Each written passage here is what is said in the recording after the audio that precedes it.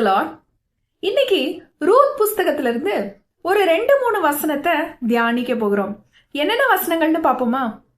Ruth புஸ்தகம் 1வது அதிகாரம் 6வது வசனமும் 7வது வசனமும் என்ன சொல்லுதுன்னு பார்க்கலாம். கர்த்தர் தம்முடைய ஜனங்களை சந்தித்து அவர்களுக்கு ஆகாரம் அருளினார் என்று அவள் மோவாப் தேசத்திலே கேள்விப்பட்டு தன் மருமக்களோட கூட மோவாப் தேசத்திலிருந்து திரும்பி வரும்படி எழுந்து தன் 2 மருமக்களோடும் கூட தான் இருந்த ஸ்தலத்தை விட்டு புறப்பட்டாள். இந்த 7வது வசனத்துல ஒரு வார்த்தை சொல்லிருக்கு, தன் ஸ்தலத்தை விட்டு நகோமி எழுந்து 2 மருமக்களோடு கூட யூதா தேசத்துக்கு திரும்பி போனார்கள்னு. தன் ஸ்தலத்தை விட்டு நகோமி எழும்புனாங்க. முந்தின வசனங்களை நீங்க வாசித்து பாத்தீங்கன்னா, தன் கணவனையும் 2 மகன்களையும் இழந்த சூழ்நிலையில அந்த தாயார் தனிமையில நிக்கிறாங்க. 2 மருமகள் அவங்க கூட இருக்கிறாங்க. இப்போ நகோமி கர்த்தர் அந்த தேசத்துல போஷிக்கிறார், நன்மை செய்கிறார் அப்படிங்கறத கேள்விப்பட்ட உடனே தன் ஸ்தலத்தை விட்டு எழும்புறாங்க. அதாவது தன்னுடைய சூழ்நிலைகளை விட்டு, அவங்களுக்கு நேர்ந்த இந்த அக்கிரமங்களை எல்லாம் நினைக்காம அதெல்லாம் விட்டு உதறி விட்டு எழும்புறாங்க. எழும்பி அவங்க புறப்பட்டு போறாங்க. நகோமியோடைய வாழ்க்கையில நடந்த காரியங்கள் என்ன? ரூத் புஸ்தகத்துல நம்ம வாசித்தோம்னா அவங்களுடைய வாழ்க்கை ஒரு மேன்மையான வாழ்க்கையாக முடிந்தது. அவங்களுடைய ஆரம்பம் அற்பமா இருந்துச்சு. ஆனா நகோமி அந்த சூழ்நிலைகள்ல எடுத்த ஒரு முடிவு, எழும்புனாங்க. தன் ஸ்தலத்தை விட்டு எழும்புனாங்க. இன்னைக்கு இப்படித்தான் நம்மள அநேக பேர் நம்ம ஸ்தலத்தை விட்டு எழும்ப மாட்டேன்றோம். அதாவது ஒரு கம்ஃபர்ட் ஜோன்ல நம்ம இருந்துட்டே இருக்கிறோம். ஒருவேளை சூழ்நிலைகள் எப்படி வேணாலும் இருக்கலாம், சூழ்நிலைகள் மாறாக இருக்கலாம், ஒரு கஷ்டமான சூழ்நிலையா இருக்கலாம், போராட்டமா இருக்கலாம், பிரச்சனையா இருக்கலாம். மோவாப் தேசத்துல அவங்க பட்ட பாடுகள் எதுவா இருந்தாலும், அவங்க தனிமையாய் விடப்பட்ட நேரங்களிலும் அவங்க கர்த்தர் பலன் அளிக்கிறாருங்கிறத கேள்விப்பட்ட உடனே அவங்க ஸ்தலத்தை விட்டு எழுந்தது போல இன்னைக்கு நம்மளும் கர்த்தரிடத்துல வந்தா நமக்கு ஆசீர்வாதம் உண்டு. கர்த்தர் நம்மை காக்குற தேவனா இருக்கிறார்.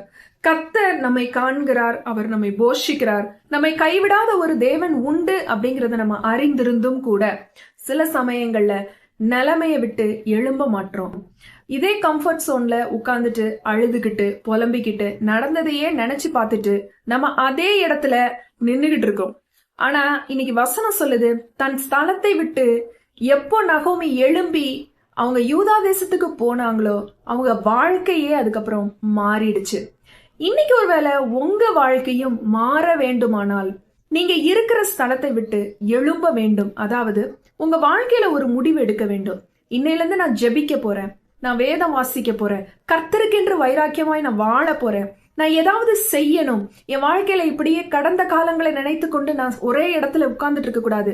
என் ஸ்தலத்தை விட்டு நான் எழும்பணும். அடுத்தது நான் என்ன பண்ணணும், எனக்கு உண்டான காரியங்கள் என்ன, என் பிள்ளைகளுக்காக நான் என்ன செய்ய வேண்டும், என் குடும்பத்திற்காக நான் என்ன செய்ய வேண்டும் அப்படிங்கிற ஒரு சிந்தனையோடு கர்த்தருக்காக கர்த்தருடைய ஸ்தலத்துக்கு போய், உங்க ஸ்தலத்தை விட்டு எழும்பி கர்த்தருடைய பாதத்துல போய் நம்ம அமர்வதற்கு கத்துக்கொள்ள வேண்டும். ஏசாயா 60வது அதிகாரம் 1வது வசனம் இப்படி சொல்லுது, எழும்பி பிரகாசி உன் ஒளி வந்தது. நம்ம எழும்பணும் முதல்ல, அப்பந்தான் நம்ம பிரகாசிக்க முடியும். எழும்பு, அப்புறமா நீ பிரகாசிக்கலாம் அப்படின்னு வசனம் சொல்லுது. ஏதோ ஒரு பிரச்சனையினால போராட்டங்களினால கண்ணீர் வடிச்சிட்டு என் வாழ்க்கை எப்படி மாறுமோ, இது எங்க போய் முடியுமோ, ஏன் நான் இப்படி இருக்கிறேன் அப்படின்னு பல நேரங்களை நம்ம உடஞ்சு போய் அப்படியே உட்கார்ந்துடுறோம். என்ன தெய்வம், என்ன தெய்வத்தை கும்பிட்டு நம்ம கிறிஸ்தவங்களா இருக்கிறோமே, என்ன கும்பிட்டு என்ன பிரயோஜனம், இப்படியெல்லாம் நமக்குள்ள நிறைய கேள்விகள் வருது இல்ல.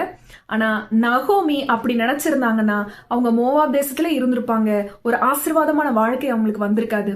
அவங்க எப்போ அவங்க ஸ்தலத்தை விட்டு எழும்பி புறப்பட்டாங்களோ, கர்த்தரை நம்பி கர்த்தருக்காக வைராக்கியம் கொண்டு அவங்க எழும்பி யூதா தேசத்துக்கு வந்தாங்களோ, அப்போ அவங்களுக்கு அவங்க வாழ்க்கையில விடுதலை உண்டானது.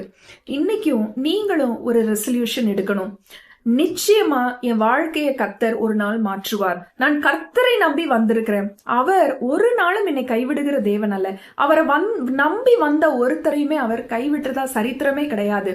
நீங்க இயேசு கிறிஸ்துவை நம்பி வந்துட்டீங்கன்னா நிச்சயமாக உங்க வாழ்க்கை வெற்றியுள்ள வாழ்க்கையாக மட்டும்தான் அமையுமே தவிர தோல்வியுள்ள வாழ்க்கையாக அமையவே அமையாது. அதற்கு நான் சாட்சியா இருக்கிறேன். அதனால நீங்களும் உங்க ஸ்தலத்தை விட்டு எழும்புங்க. எழும்புங்க, கர்த்தர் உங்களை பிரகாசிப்பார். நம்ம ஜெபிக்கலாமா? பரிசுத்த பிதாவே, உமக்கே மகிமை உண்டாவதாகப்பா. இந்த நாளிலும் இந்த நகோமியை போல அவங்க வாழ்க்கையில நடந்த எல்லா போராட்டங்களின் மத்தியிலும், எல்லா பிரச்சனைகளின் மத்தியிலும் உம்மை நம்பி அவங்க தன் ஸ்தலத்தை விட்டு எழும்பி யூதா தேசத்துக்கு புறப்பட்டு வந்தாங்க. வந்த நகோமியை நீங்க கைவிடவே இல்லப்பா. அவங்களுடைய வாழ்க்கையில ஒரு பெரிய ஆசீர்வாதத்தை அவங்களுக்கு தந்தீங்க. இன்றைக்கும் ஒருவேளை ஏதோ ஒரு பாரத்தினாலும், கஷ்டத்தினாலும், பாடுகளினாலும் எங்களுடைய வாழ்க்கையில நாங்க நிறைய பிரச்சனைகளின் நிமித்தம் ஒருவேளை அப்படியே நாங்க எழும்ப முடியாம அதே இடத்துல சிக்கி தவிக்கலாம். ஆனா இன்றைக்கு கர்த்தர் இந்த வசனத்தின் மூலமாக, இந்த வீடியோவின் மூலமாக அநேக ஆத்துமாக்களோடு நீங்க பேசியிருக்கிறீங்க.